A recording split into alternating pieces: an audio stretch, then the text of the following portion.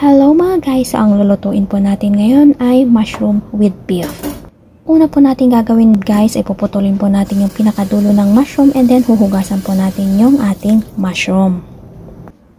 Then po ay hihiwalay-hiwalayin po natin yung ating beef na pambalot sa ating mushroom. Ganun na din po yung ating mushroom ay dapat hiwalay-hiwalayin po natin sila kasi nga yung mushroom is nakadikit-dikit po siya.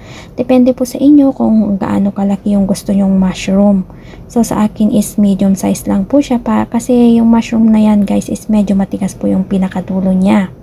So, ganyan lang siya kasimple guys, balutin lang natin lahat yung mushroom and then, depende rin sa inyo kung gaano karami yun yung inyong lulutuin. Usual naman guys, ang ating gagamitin lamang dyan na ingredients ay ang ating soy sauce at saka sugar na naman kasi nga dito hindi talaga sila mahilig sa napakaraming mga spices.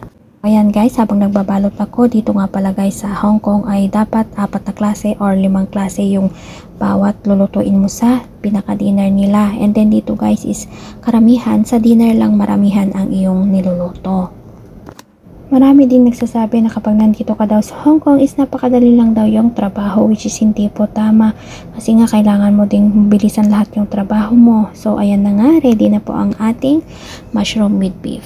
Bali guys, ang gagawin lang natin is ilagyan natin siya ng mantika guys pag ninuto natin, and then ilagay na natin yung ating mushroom, yung kanyang ricado na soy sauce with sugar, and then antayin natin siya na ma-dry and then iserve na lang po natin siya pag naluto na. Ganyan lang siya ka-easy guys.